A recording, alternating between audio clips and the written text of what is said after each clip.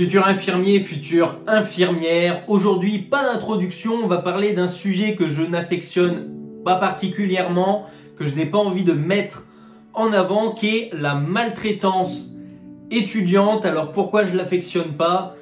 C'est plutôt parce que je veux pas mettre en avant ça, que ce soit sur notre chaîne YouTube ou sur notre compte Instagram. Ce qu'on veut véhiculer, c'est un moteur de réussite, c'est des connaissances, c'est de la motivation et pas forcément parler des choses négatives. Maintenant, elle existe. Alors dans cette vidéo, on va voir comment définir la maltraitance étudiante et dans une prochaine vidéo, je vais vous donner les chiffres réels d'une étude qui a été réalisée il y a de ça quelques années. Donc commençons déjà par définir purement ce que veut dire la maltraitance étudiante. Donc il faut savoir que déjà depuis des décennies maintenant on parle de ça et que les étudiants en santé plus globalement, donc que ce soit en médecine, infirmiers, aides-soignantes et autres, j'en passe, sont victimes de ce qu'on appelle la maltraitance étudiante. Alors comment l'identifier clairement? D'abord la définition du dictionnaire.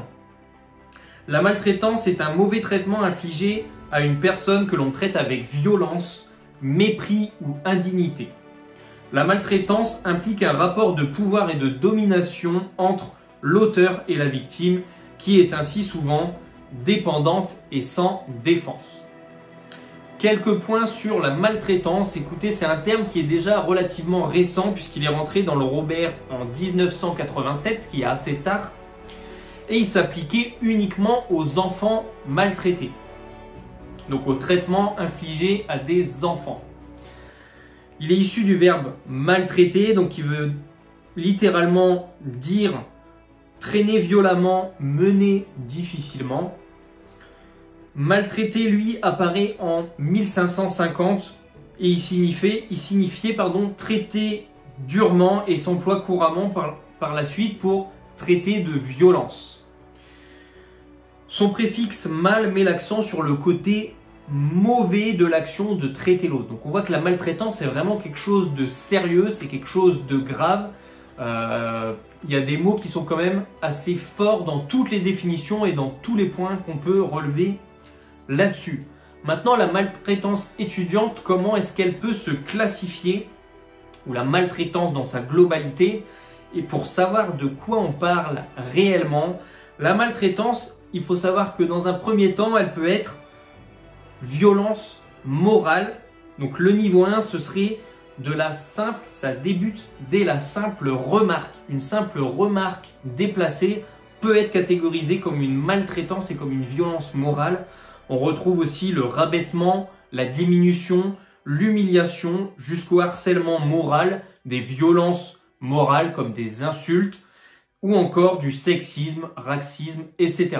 Donc ça, même si c'est le niveau 1, très clairement, on le retrouve assez souvent, que ce soit volontaire ou non de l'auteur.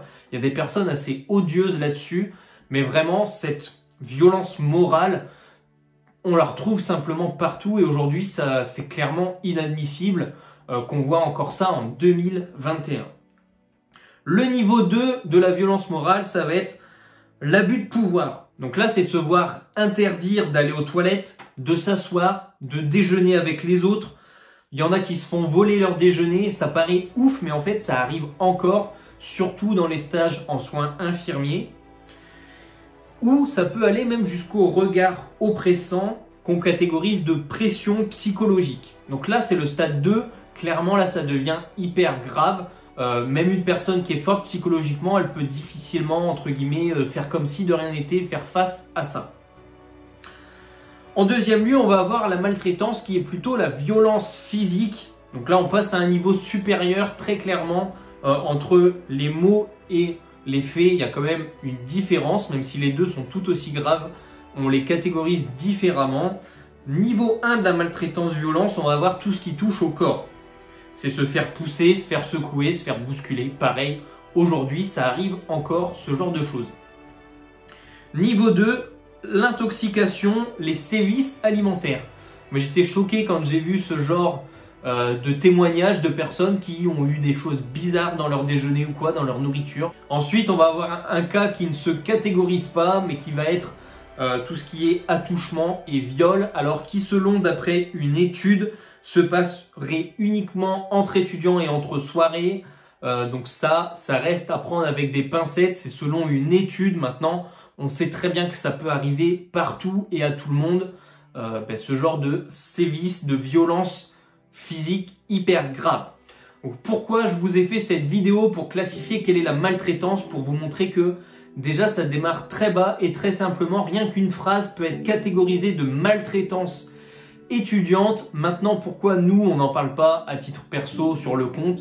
Il y en a qui déjà font très bien ça. Vous retrouvez des comptes comme Paramedic and More sur lesquels vous retrouvez des témoignages audio qui sont assez poignants pour certains, qui sont assez graves aussi dans leurs faits.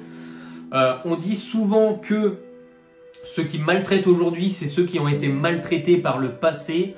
Alors, si vous êtes dans ce cas-là et que vous sévissez une maltraitance étudiante, moi je vous conseille, tout ce que je peux vous conseiller, c'est déjà d'en parler à votre entourage. Gardez pas ça pour vous, c'est assez lourd. Parlez-en à des associations. Donc pour moi, la plus connue, c'est la FNESI qui peut vous aider. Parlez-en à la direction de votre IFSI.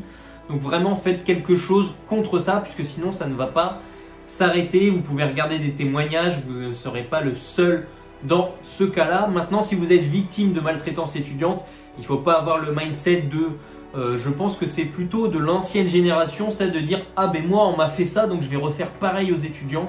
Je pense que nous, on est dans une autre génération qui est plutôt de dire « Ah, on m'a fait ça et je veux surtout pas reproduire ça. Au moins, je sais aujourd'hui ce que je ne veux pas faire et ce que je ne veux pas devenir comme personne, comme infirmier. » Donc voilà, on va se retrouver plus tard pour une vidéo sur vraiment les chiffres de la maltraitance étudiante. Mais maintenant, on sait au moins la catégoriser et on est clair sur quoi on parle. Donc voilà. C'était tout pour cette vidéo pas très rose. On se retrouve très vite dans une prochaine vidéo qui j'espère sera plus joyeuse et pleine de conseils pour réussir son diplôme en soins infirmiers. C'était Geoffrey. Ciao ciao.